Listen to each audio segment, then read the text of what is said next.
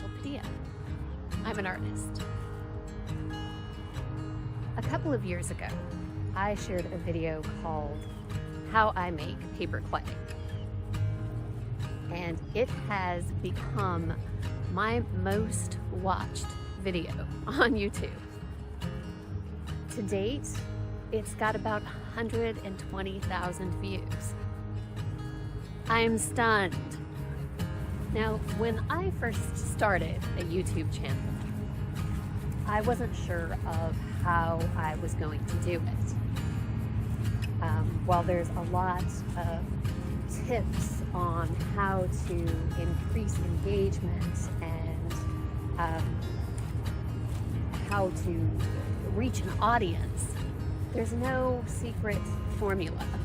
I actually talked about that in my last video, how there's no handbook to making dreams come true. So I am often surprised with YouTube as to what does well and what doesn't.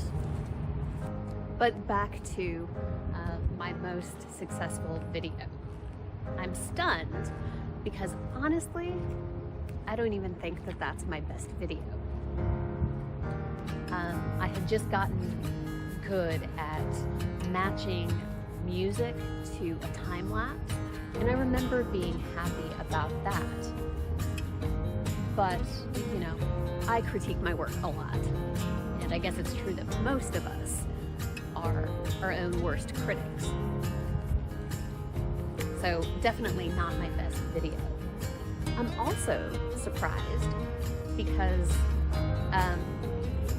I didn't set out to teach how to use paper clay, just kind of share the process that I use. I'm not exclusively a paper clay artist. I thought about all of this week as I was once again making a batch of paper clay. There were a couple of other unexpected phenomenon that helped that video build momentum. In 2020, everyone was staying home. Learning a new skill suddenly became a way for all of us to keep our sanity. Everyone picked up new hobbies like making sourdough bread or watercolor painting and paper clay making, apparently.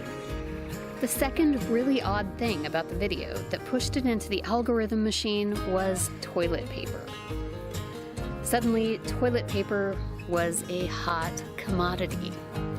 While it was featured on the news, it was not, however, on store shelves. And there I was, online, in a repeat loop of unrolling toilet paper.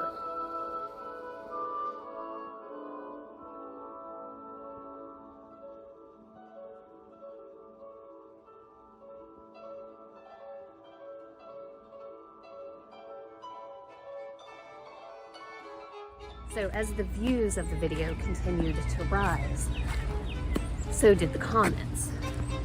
I now know that drywall is not a building material that is used in all countries. So one of the key ingredients, joint compound, is not available around the world. And there were a lot of questions about joint compound. And the reality is, I didn't have the answers. And then, a bit of controversy.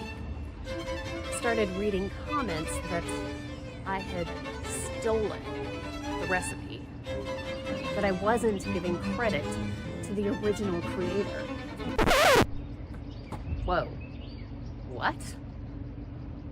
I had first learned about paper clay as a college student from someone that worked in the theater department, building props and sets. Perhaps the knowledge came to me from someone that actually knew the original source. I'm a firm believer in giving credit where credit is due. When my work is inspired or influenced by others, I'm happy to say so. When my work is improved by the work of others, I'm happy to say so. My life and and my art are enriched by the contributions of others. Like having music played by a musician can elevate a video. Thank you, Trey. You're welcome, Rachel.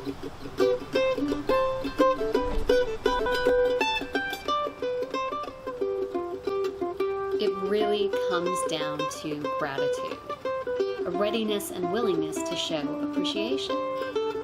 There's another paper clay video released a couple of years ago, around the same time as mine, by The Ultimate Paper Mache. She knows the material and she really teaches about it.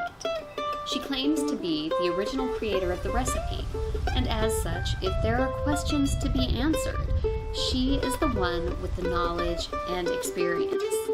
Not me.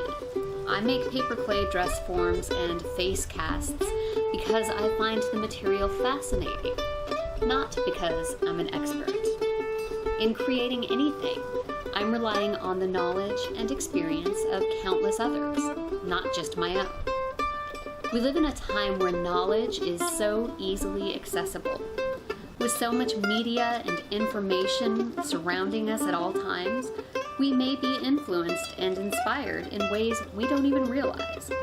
It's harder now more than ever to tell if an amazing cake recipe is great-grandma's or Betty Crocker's. I don't live in a vacuum. I am influenced by generations of artists, art, thoughts, and culture who've molded me. I have favorite artists, and there are countless others whose work I've seen online or in person.